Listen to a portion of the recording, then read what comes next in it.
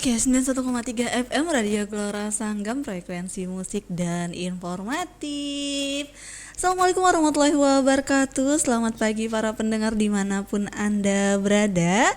Ketemu lagi bersama saya Yanti dalam program podcast Cerita Tani. Dan hari ini selama 45 menit ke depan saya akan menemani para pendengar semua yang sedang beraktivitas, baik itu lagi di kebun, lagi di perjalanan, atau lagi dimanapun, untuk membahas tentang produk pangan asal hewan yang aman, sehat, utuh, dan halal. Dan tentunya dalam pembahasan kali ini, dalam podcast Cerita Tani kali ini, kita ditemani oleh Ibu Dokter Hewan Dewa Ayu Putu Asrinandi ya, Ibu dari Dinas Ketahanan Pangan, Pertanian, dan Perikanan Kabupaten Balangan. Jabatannya sebagai JF tertentu Medik Veteriner Ahli Madya Bidang Peternakan Dinas Ketahanan Pangan, Pertanian, dan Perikanan Kabupaten Balangan. Selamat pagi Ibu Ayu. Selamat pagi Mak Yanti. Pagi menjelang siang kayaknya ya. Iya benar. Oke, Ibu Ayu udah sering di radio? Ini kayak pengalaman kedua Mbak. Oh, pengalaman kedua ya. Iya. Berarti udah biasa aja Bu ya. Oke, kita hari ini membahas tentang mengenal produk pangan asal hewan Bu ya. Iya, benar. Asuh ya. Aman, sehat, utuh, dan halal. Jadi kebetulan hari ini nih Bu Ayu di bidang peternakan ya. Jadi kita akan diedukasi terkait produk pangan asal hewan ya. Di antaranya itu daging, telur sama daging ayam Bu ya. Ibu boleh disampaikan dulu Bu sedikit nih produk pangan asal hewan ini seperti apa Bu? Oke. Terima kasih Bu Yanti. Selamat pagi, salam sejahtera untuk kita semua.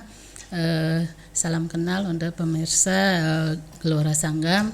Mungkin dalam kesempatan ini kami dari bidang peternakan Dinas Ketahanan Pangan, Pertanian, dan Perikanan Kabupaten Balangan akan menyampaikan sedikit informasi mengenai pangan asal hewan yang asuh. Untuk selanjutnya saya langsung aja ke materinya. Apa itu daging asuh? Asuh sebenarnya itu singkatan aman, sehat, utuh, dan halal. Jadi daging yang kita konsumsi setiap hari itu sebaiknya adalah daging yang aman. Maksudnya daging aman di sini adalah dagingnya tidak mengandung bahan bahaya biologis, kimia, dan fisika atau bahan-bahan yang mengganggu kesehatan manusia.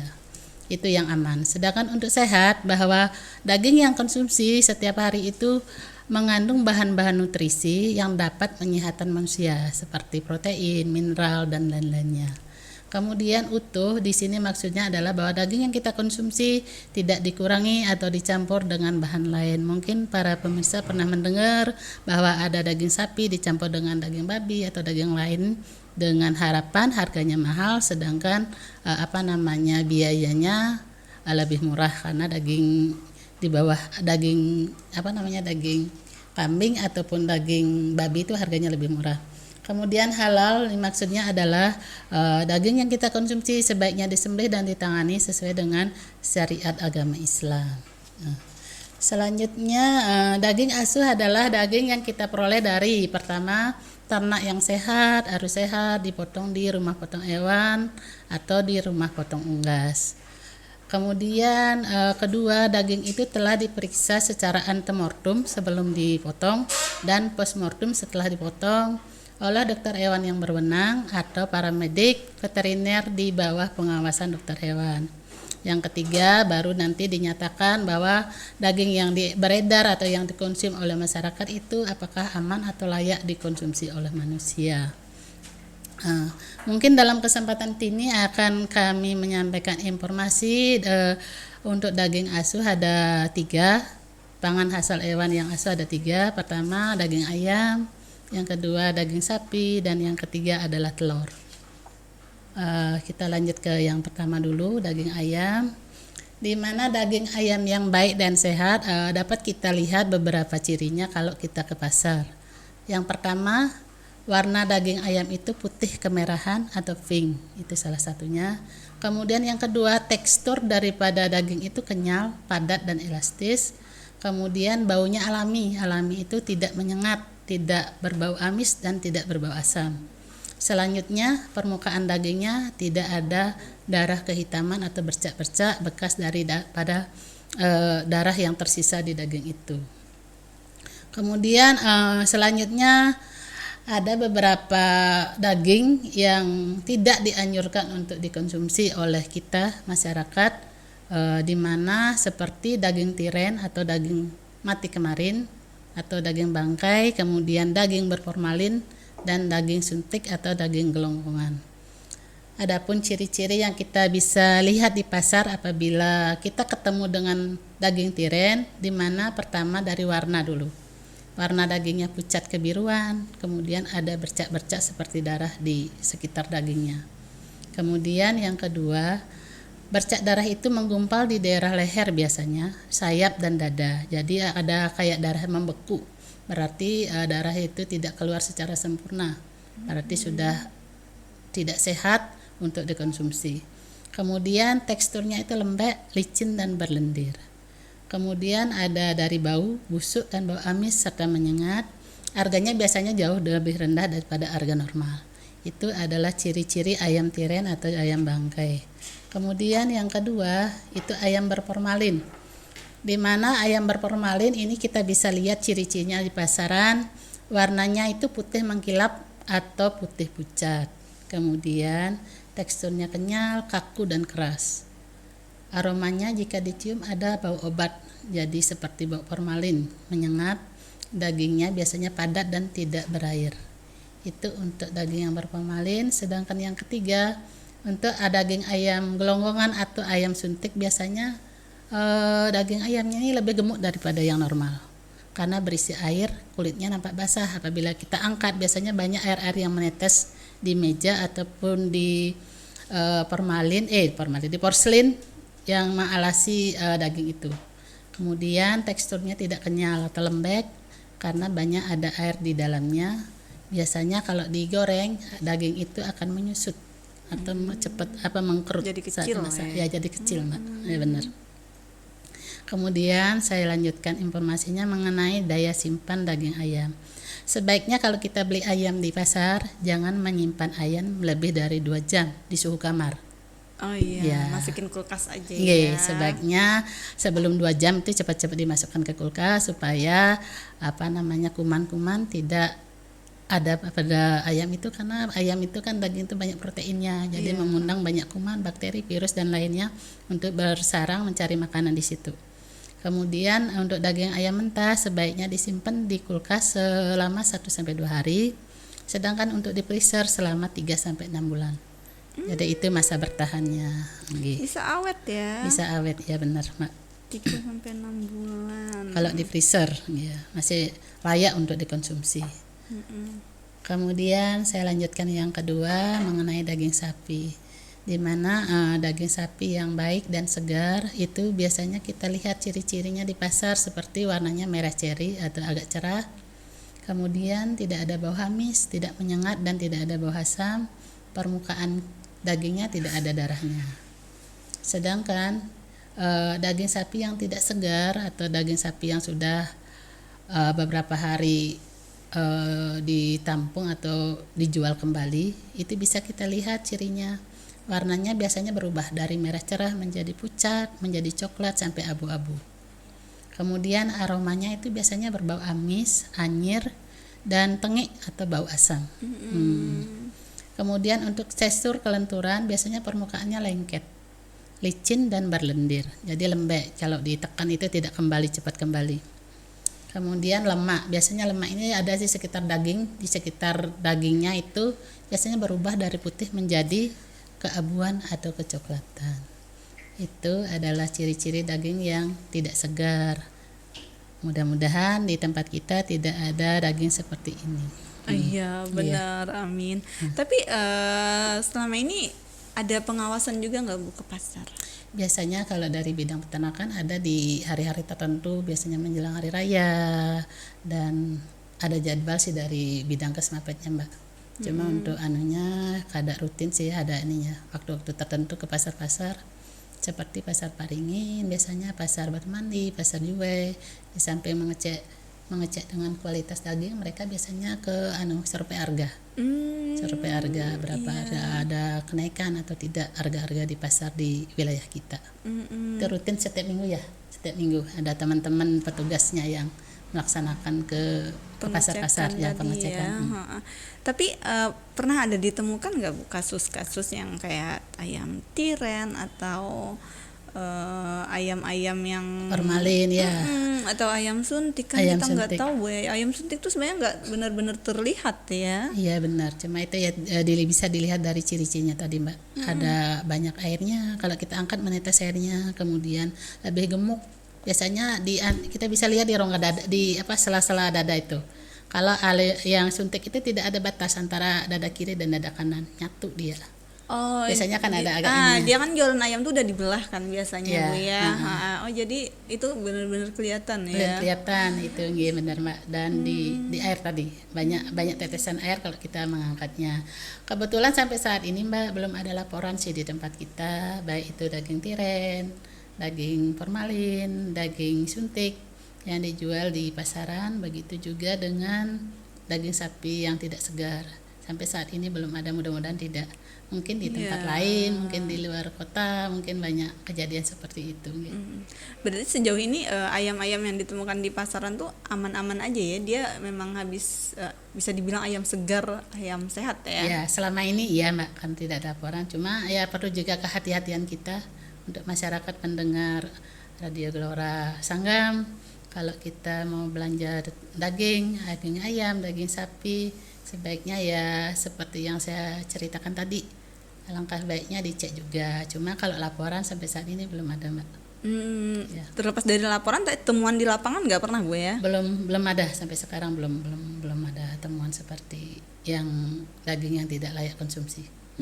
Jadi bisa dibilang pedagang-pedagang di pasar kita bekerja sama lah ya dalam menjaga ini kualitasnya. Ya selama kami survei selama ini tidak ada ditemukan daging yang tidak segar yang dikonsumsi diedarkan di wilayah kita di Kabupaten Balangan. Mudah-mudahan kedepannya memang tidak ada. Amin. Ya. Oke, baik para pendengar sahabat Gelora dimanapun Anda berada. Jadi itu tadi mengawali segmen pertama kita membahas tentang mengenal produk pangan asal hewan, asuh, aman, sehat, utuh dan halal. Tadi ada beberapa produk seperti ayam, daging dan telur ya. Dan ternyata bidang peternakan dari Dinas Ketahanan Pangan, Pertanian dan Perikanan ini juga secara berkala melakukan sidak bahasanya Bu ya.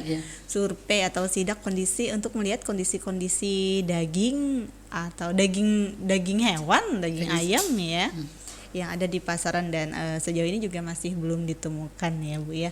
Oke, kita akan lanjut ke segmen berikutnya, tapi sebelum itu kita akan break dulu dan stay tune di 1,3 FM Radio Gelora Sanggam, frekuensi musik dan informatif.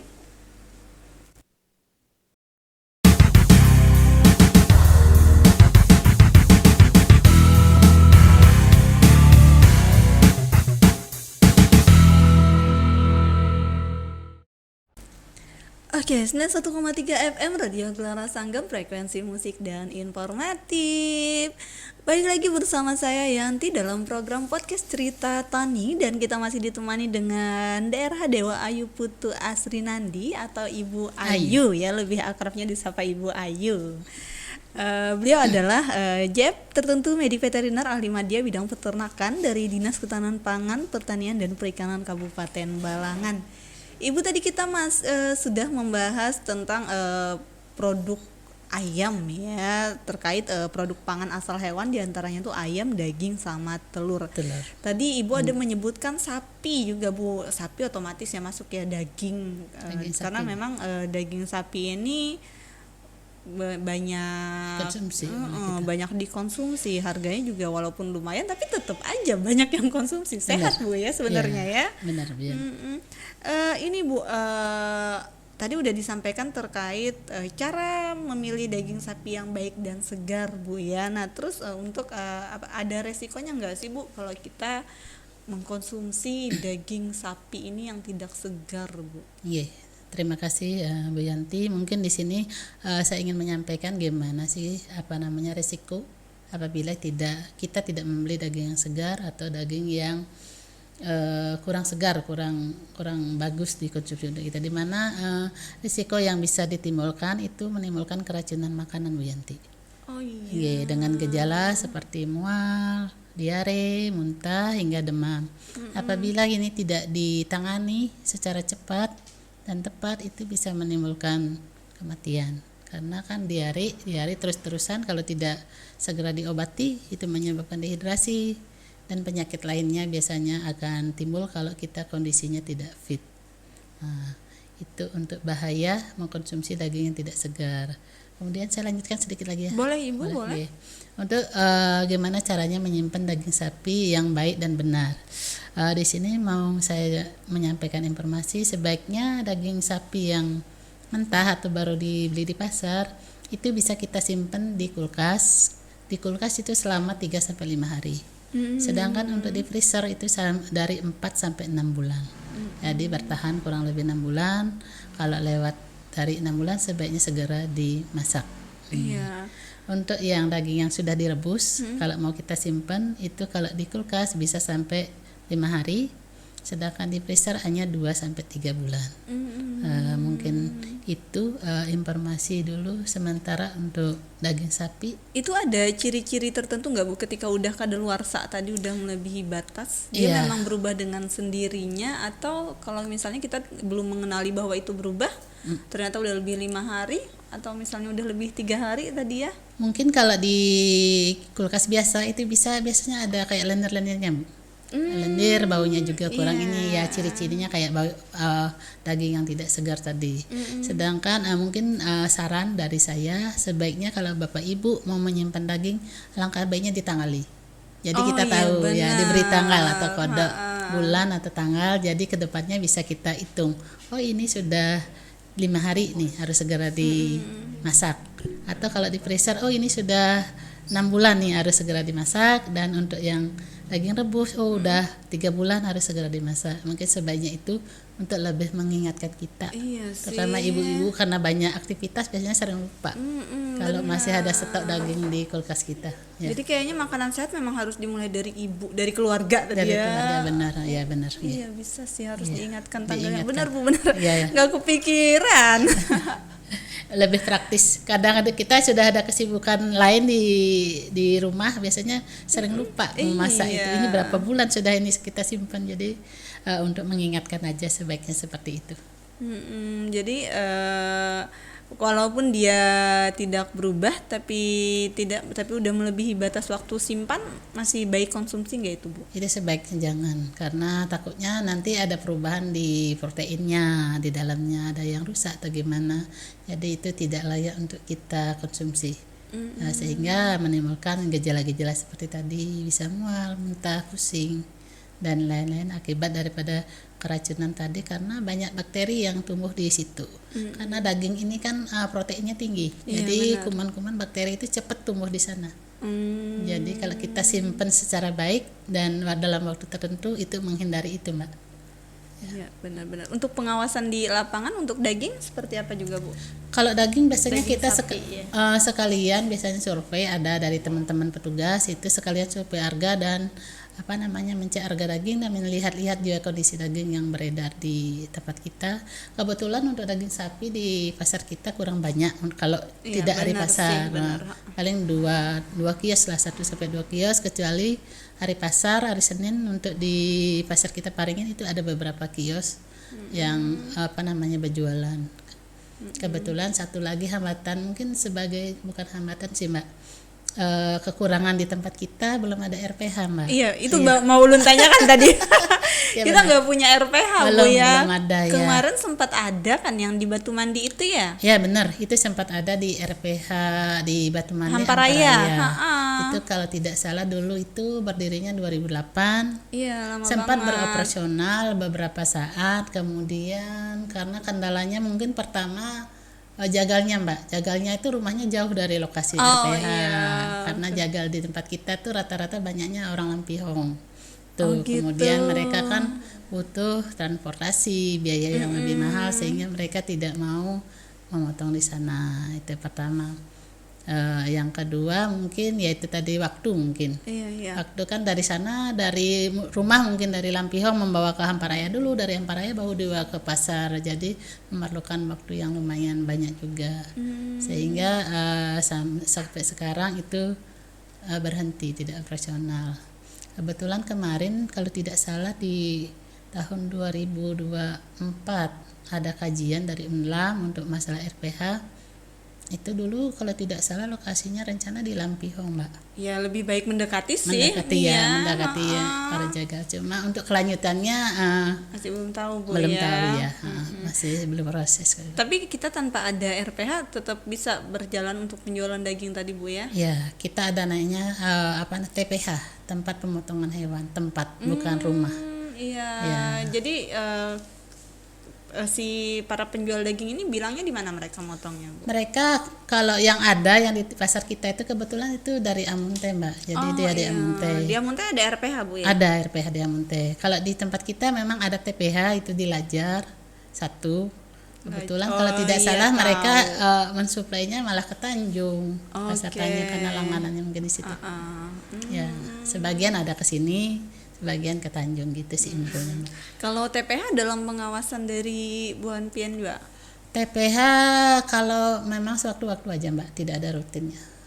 Kalau memang diperlukan kita ke sana, kalau mereka perlu kayak konsultasi dan lain-lain mungkin datang ke tempat kami, mungkin kami bisa ke sana. Kalau RPH pasti dalam pengawasan ya karena milik pemerintah itu Bu Ya, ya. itu wajib, itu ada dokter hewannya. Sebelum keluar biasanya daging harus sebelum dipotong dan setelah dipotong harus diawasi. Kalau tidak dokter hewan, paramedik biasanya yang ditugaskan. Ya, berarti bagus sih buat diperjuangkan RPH ini Bu ya. Itu kan meningkatkan kualitas daging yang beredar juga akhirnya ya. Mudah-mudahan segera dibentuk atau dibangun di tempat kita di Kabupaten Balangan.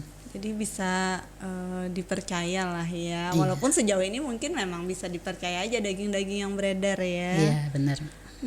Oke. Nah, untuk tadi ada kembali ke masa simpan daging tadi Bu ya. Iya. Kalau yang pedagang-pedagang di pasaran itu biasanya mereka memang daging segar atau ada daging-daging yang simpan? Yang saya tahu pengalaman itu mereka biasanya ada yang daging segar, ada yang daging disimpan di freezernya. Itu biasanya buat slice itu ya. Iya. Kebetulan ada juga yang beli sudah beku. Ada juga pedagang yang beli beku langsung dari sana, tidak motong sendiri. Ya. Semasih itu ya sebenarnya di sini yang seleksi kita, pembelinya. Iya. Jadi ya kan kita bisa lihat dari ciri-ciri tadi. Ya kita lihat warnanya, lihat baunya, lihat permukaannya. Jadi di sini kita yang lebih jeli untuk membeli daging. Ya.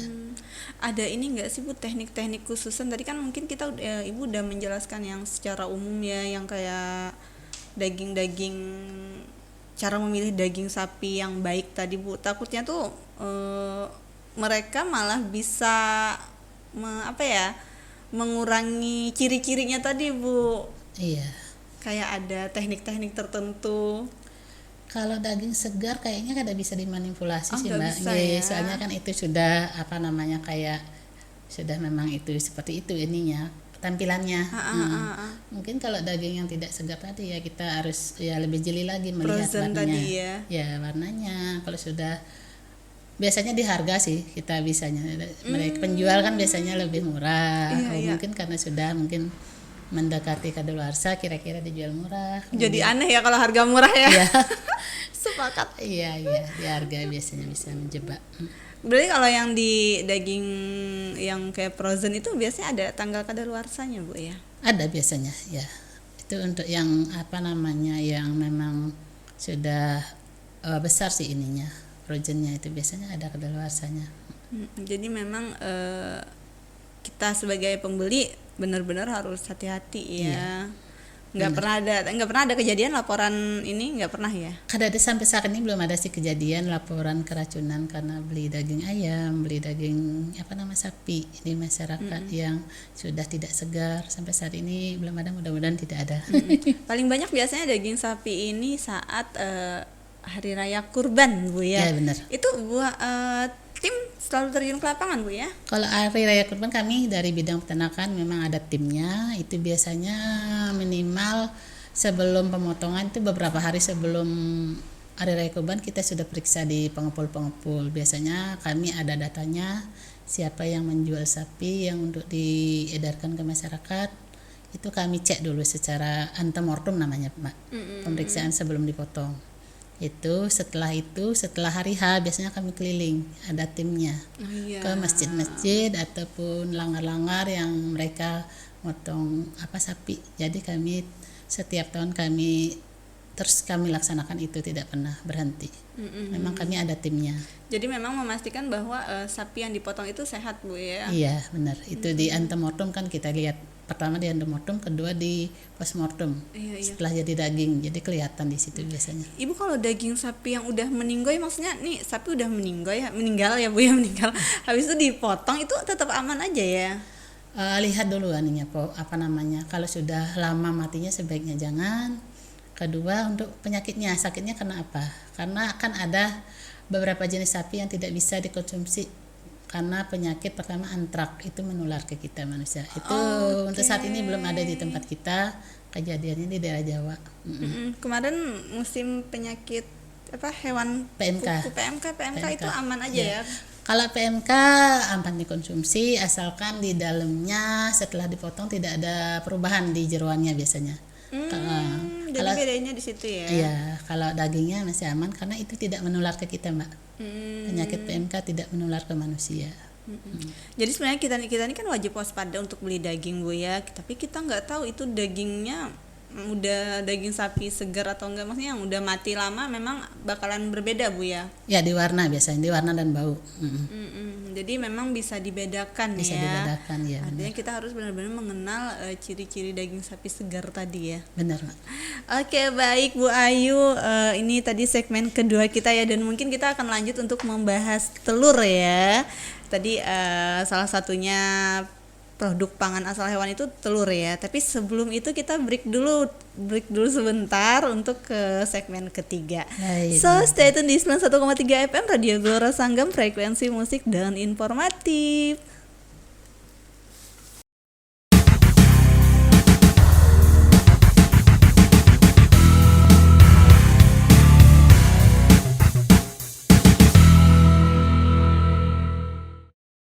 Oke, 91,3 FM Radio Gelora Sanggam, frekuensi musik dan informatif.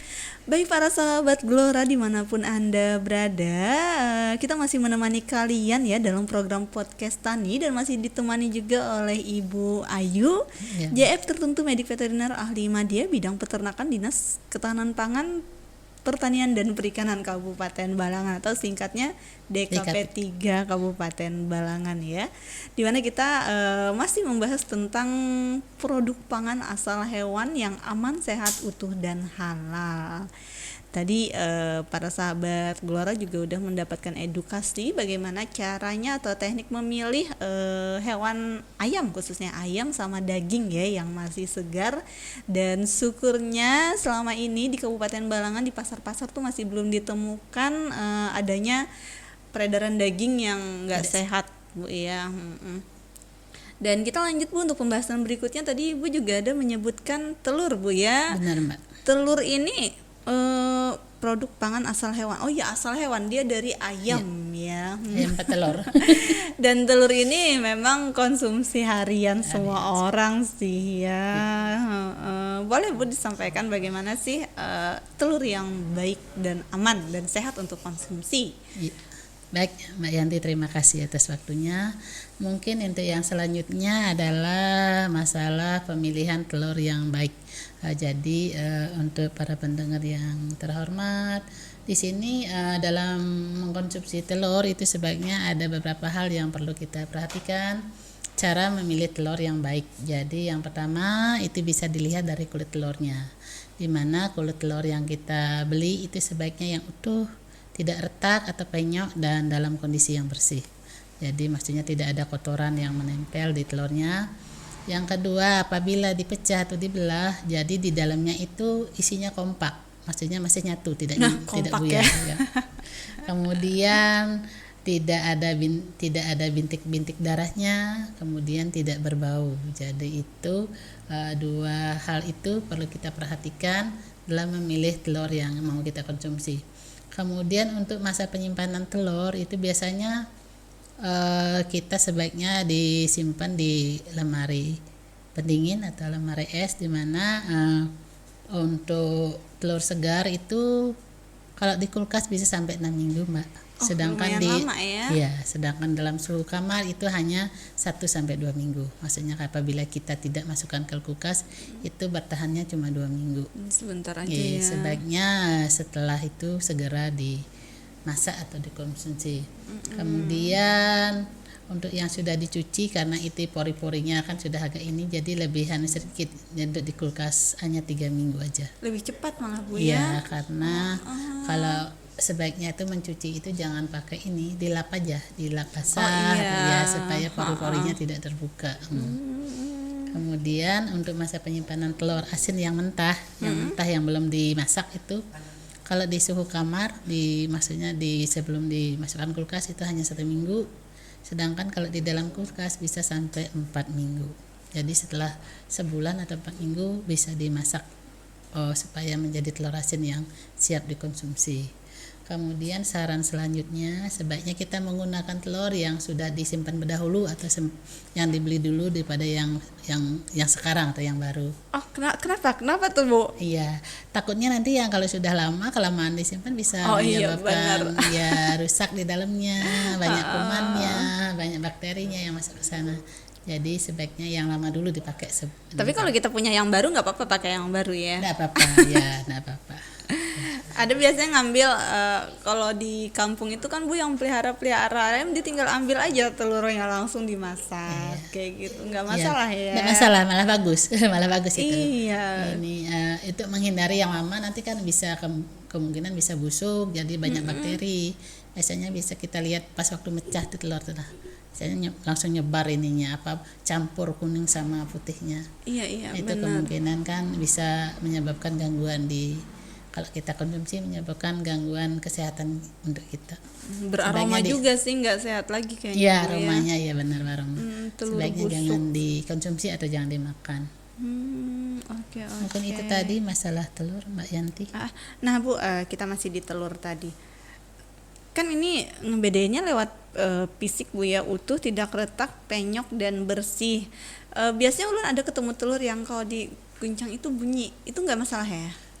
Itu kalau bunyi sebaiknya jangan dimasak, biasanya sudah ada tercampur di dalamnya tuh antara putih telur dan kuning telur. Kemungkinan itu sudah lama ininya penyimpanannya. Jadi nggak apa-apa ya kita beli telur, kita milih tapi guncang-guncang gitu itu ya. Itu salah satu teknik juga, salah satu teknik. Kalau tidak tidak ada guncangan, sebaiknya itu yang kita pilih. Kalau ada guncangannya ya kemungkinan itu sudah lama penyimpanannya, dan di dalamnya itu antara putih dan kuningnya sudah campur, dan kemungkinan ada bakterinya kalau kita mau periksa. Jadi tidak layak untuk dikonsumsi. Sama berat telurnya kadang beda juga Bu ya? Berat telur itu tergantung ini besarannya ya Mbak ya, atau gimana? Iya, dia kalau yang kocok udah bunyi itu dia kayak lebih ringan. Oh iya benar. Karena di situ kan ininya sudah agak berkurang kira-kira proteinnya. Karena banyak sudah ada kuman yang lain yang mencemarinya. Nah itu kan ngebedain dari situ tadi Bu ya. Terus kita simpan di dalam kulkas, ada masa simpannya tadi. Ternyata masih busuk, berarti itu memang dari pas waktu kita membeli Bu ya kayaknya ya. Ya, karena kita nggak tahu sih sebelum kita beli berapa hari sudah ininya ya benar. Tapi alangkah baiknya kalau kita memang di tempat kita ada peternakan ayam, sebaiknya kita beli langsung aja di situ Mbak. Jadi tahu maksudnya kan tidak ada masa simpannya tuh. Benar-benar. Kalau memang ada ya. Jadi lebih recommended kita beli langsung ke peternakannya aja Bu ya. Iya benar. Kalau di pasaran mungkin buat yang kebutuhan seminggu 2 minggu aja ya. Iya benar, 2 minggu. Beberapa hari lah ya. Kalau untuk telur matang ada ini nggak Bu? Ada masa simpannya juga nggak Bu? Tadi kan telur asin ya. Ya, itu masih yang mentah. Kalau kita rebus telur posisinya matang nih, itu udah bisa disimpan berapa hari ya? Kalau yang matang itu sebaiknya yang kalau di luar Rebus lah ya, telur rebus rebus. ya, Nah. jangan sampai 2 hari lah. Biasanya itu sudah ada lengket-lengketnya. Kalau ya di luar, maksudnya tidak di kulkas. Mungkin kalau di kulkas bisa sampai 3 sampai 4 hari, Mbak. Atau seminggu lah paling lama.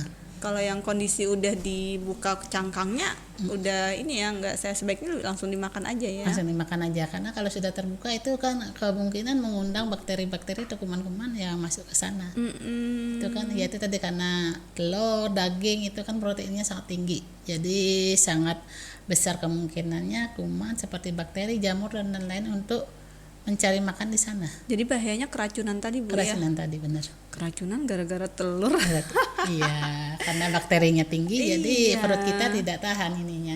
Jadi menyebabkan ya penyakit keracunan dan penyakit lain bisa juga mengikutinya. Ibu saya juga pernah menemukan telur yang dia ulun udah melewati inilah ya, utuh, tidak retak, penyok, bersih, terus kalau dikocok tadi dia nggak bunyi. Tapi pas kita pecah itu ada bintik darah kayak jar ibu tadi ya, kayak apa sih? Mungkin si baby ayamnya itu. Ya. Itu sebenarnya ada 2 itu. Kalau yang ada baby ayam itu kan itu ada embrionya, itu sebenarnya ada telur-telur tertentu, Mbak, ada tunasnya. Itu khusus untuk dikembangbiakkan menjadi ayam. Mungkin karena tidak bisa tidak bisa pecah di sana, dijual lah ke umum. Jadi kita kada tahu itu anunya. Biasanya itu perlu penelitian sih, Mbak. Kalau orang-orang lain biasanya tahu di dalamnya ini ada janinnya, ada anak ayamnya ya, ada kelihatan kalau kita. Biasanya kalau diterangin kayak gitu, apa sih, ditaruh ke cahaya kan bisa kelihatan Bu ya. Bisa nggih kalau Nah itu bisa dikonsumsi Bu. Kalau ada embrionya tadi. Kalau ada embrionya masih tidak menimbulkan bau busuk dan bisa Aman aja ya, karena tidak, itu kan embrio itu sebenarnya kalau kita pelihara ini bisa akan menetas ini. Iya, dia jadi ayam ya. Jadi ayam. Ya benar. Kalau itu tidak ada perubahan seperti ya tetap bau menyengat, rasanya berubah, itu masih bisa, asalkan kalau kalau bau rasanya tidak berubah, maksudnya masih seperti telur, baunya tidak ada bau lain, mungkin masih aman dikonsumsi. Intinya jangan sampai ada kerusakan lah ya di telurnya Bu ya. Benar. Kita punya data produksi telur kita nggak sih Bu? Mungkin untuk data ada, biasanya karena ada teman-teman di Kesmapet itu hampir setiap minggu, setiap hari ya Bu, ya, setiap hari melaporkan ya. Setiap hari ada. Itu datanya untuk penjualan telur atau produksi telurnya? Penjualan ya kita ke penjualan, karena produksi ada produksi lah kita. Ada katanya, Mbak, karena di tempat kita memang ada yang melihara ayam petelur. Oh jadi sasarannya pemelihara ayam petelur tadi ya? Ya, itu untuk produksi. Sedangkan dari luar juga banyak, karena mungkin kalau yang ada di tempat kita tidak cukup untuk memenuhi konsumsi di masyarakat Balangan, jadi banyak juga yang dari luar. Jadi di situ biasanya datanya ada yang produksi, ada yang konsumsi ya. Ada teman petugasnya yang mencatat, Mbak. Ada ini enggak sih Bu untuk penjual-penjual yang binaan dari Dinas Peternakan? Dari bidang peternakan maksudnya? Binaan untuk selama ini belum ada binaannya. Mungkin yang masih yang mandiri aja ya, masih mandiri. Tapi mereka tetap diedukasi Bu ya. Tetap kalau kita memang ada kesempatan baru tetap kita berikan edukasi, mungkin untuk masalah, mungkin kalau ayam pemeliharanya mereka biasanya lebih berpengalaman, dan apabila mereka ada masalah biasanya tetap lapor ke kita. Oh gitu. Untuk yang melihara ayam petelurnya. Jadi ada laporan-laporan terus, baik daging, ayam juga Bu ya? Iya ada. Kalau sejauh ini kita pernah ada laporan keracunan makanan nggak Bu di Balangan Bu? Mungkin kayak yang keracunan telur sama ini sih, ayam, daging tadi nggak ada ya? Selama saya bertugas sih belum ada, Mbak. Berapa lama Ibu bertugas sudah? Kalau di sini dari 2005, 21 lama tahun. banget ya, 21 tahun sejauh ini aman ya, Iya, alhamdulillah. alhamdulillah. Ibu tadi ada 3 aja Bu ya, daging sapi, daging ayam, sama telur. Di Balangan sendiri ada daging kelinci biasanya Bu. Ada konsumsi daging kelinci itu gimana Bu? Setahu saya kayak memang ada pernah kami datangi di daerah Sumberjeki Sumber itu Rejeki, ya, benar. mereka melihara kelinci dan mereka siap mengantar kalau ada pesanan, baik Benar. dalam bentuk sate maupun dalam bentuk apa tadi ya, olahan lainnya. Nggih.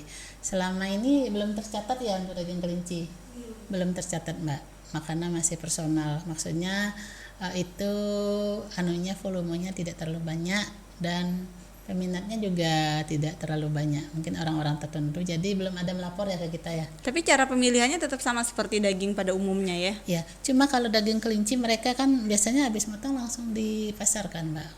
Mungkin di pasaran belum ada sampai sekarang. Iya benar. Mereka biasanya jual online gitu, pemesannya maksudnya dari orang ke orang langsung ke ininya, bukan dipasarkan di pasar kita. Iya. Nah tadi juga Ibu bilang daging babi sama daging sapi, kita nggak memungkiri ada orang-orang konsumsi babi Bu ya. Cara memilihnya juga sama. Kalau daging sapi dan daging babi itu cara memilihnya hampir sama, bisa dilihat dari bentuk, bau dan lain-lainnya. Mungkin kalau membedakannya kita, kalau daging sapi itu seratnya lebih besar, kalau daging babi itu lebih halus ininya seratnya dan warnanya lebih pucat, membedakan secara kasat mata. Tapi itu tetap sehat, maksudnya nih bagi mereka yang mengkonsumsi daging babi Bu ya. Oh iya. Itu tetap sehat Bu ya dengan yang serat yang tadi. Tetap sehat asalkan masih tidak ada bau, kemudian konsistensinya bagus, tidak ada bau amis, bau menyengat. Kemudian yang selanjutnya warnanya tidak ada perubahan, tidak. Biasanya kalau daging yang tidak sehat itu warnanya cenderung gelap Mbak. Masa simpannya pun sama seperti daging sapi ya, daging kurang babi. lebih, ya. Daging kambing Kurang lebih Mbak, daging sama aja Sama ya. aja, ya. Kalau tadi kayak ayam, bebek juga sama ya. Bebek unggas masih sama. Unggas? Unggas ya. Masuk karena bebek sama ayam kan itu satu rumpun. Satu termasuk unggas. Iya, sama Ya. burung juga. Soalnya ada yang jual di pasaran juga burung lu lihat Bu ya. Iya, benar burung ada. Berarti memang jenis unggas tadi, jenis daging-dagingan untuk cara pemilihannya seperti yang Ibu sampaikan tadi ya. Ya, secara umum sama. Ya, dilihat dari warna, dari tekstur, dari bau itu bisa. Nggak ada jadi. yang khususan ya. Iya. Kalau telur puyuh mungkin Telur puyuh sama. Tidak penyok kan itu yang kita hindari. Kalau penyok mungkin ada rongga, jadi kemungkinan ada kuman yang masuk ke sana, bakteri. Jadi sebaiknya jangan memilih yang penyok. Oke. Baik para sahabat Gelora Sanggam dimanapun Anda berada, tadi itu kita sudah mendengar penjelasan dari Ibu Ayu ya terkait daging asuh ya, aman, sehat, utuh dan halal. Kita udah mendengarkan bagaimana caranya memilih daging ayam, daging sapi atau telur.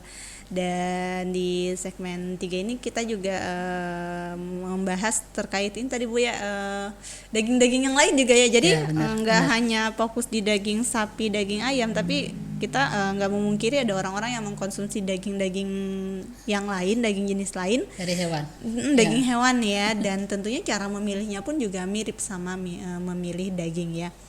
Oke, nanti kita akan kembali lagi di segmen terakhir ya. So stay tune di 91,3 FM Radio Gelora Sanggam, frekuensi musik dan informatif.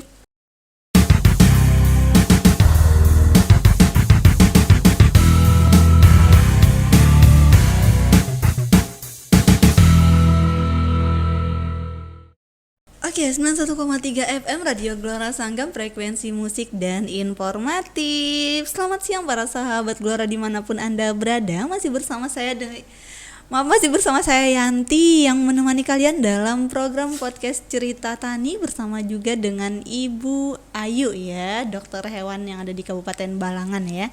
Dan beliau sebagai jabatan fungsional tertentu medik veteriner ahli media bidang peternakan Dinas Ketahanan Pangan, Pertanian dan Perikanan Kabupaten Balangan.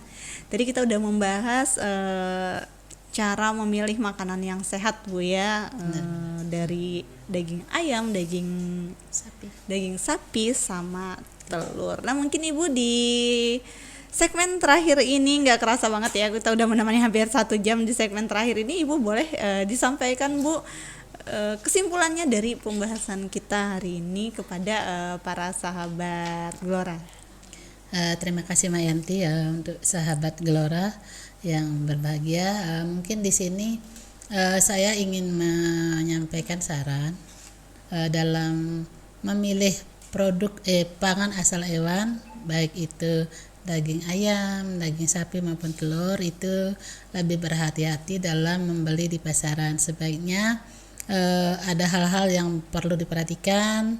Pertama, melihat warna daripada daging, kemudian teksturnya, aromanya, kemudian permukaannya, dengan harapan tidak menimbulkan gangguan atau keracunan apabila kita membeli makanan yang sudah kadaluarsa atau sudah mati kemarin. Ini menyebabkan gangguan pada kesehatan kita, bisa menimbulkan mual, muntah, demam, dan kalau tidak ditangani bisa menyebabkan penyakit yang fatal. Jadi dalam hal ini berhati-hatilah kita dalam memilih pangan asal hewan untuk dikonsumsi oleh kita, keluarga dan masyarakat, sehingga nantinya menyebabkan makanan yang kita konsumsi itu benar-benar sehat dan bermanfaat untuk diri kita sendiri, keluarga dan masyarakat. Mungkin itu, Mbak. Oke, baik, terima kasih banyak Bu Ayu. Oke, para sahabat Gelora Sanggam dimanapun Anda berada, jadi itu tadi perbincangan kita, dan tentunya mungkin yang bisa saya sampaikan di sini, kita benar-benar harus memperhatikan bagaimana memilih makanan yang sehat untuk keluarga dan untuk diri kita sendiri. Apalagi kita tadi udah belajar tentang bagaimana caranya memilih makan daging-daging yang sehat, Bu ya. Jadi kalau misalnya dalam program ini nggak terdengar apa yang disampaikan tadi atau ada yang terlupa, kita masih bisa mencarinya di Google ya, tentunya ya. Karena memang informasi udah beredar, jadi kita harus cerdas dalam memilih makanan-makanan yang beredar di pasaran, karena kesehatan itu dari diri kita dan dari keluarga. Oke, para sahabat Gelora dimanapun Anda berada, itu tadi perbincangan kita dalam program podcast Bincang Tani ya. Bu Ayu, terima kasih banyak sudah menemani kita selama 1 jam dari tadi ya. Sama-sama Mbak Yanti. Oke, baik para sahabat Gelora dimanapun Anda berada, itu tadi kita akhiri acara kita hari ini, dan nanti kita akan bertemu lagi pada program yang sama, dan saya Yanti pamit undur diri. Salah hilap mohon maaf. Wassalamualaikum warahmatullahi wabarakatuh.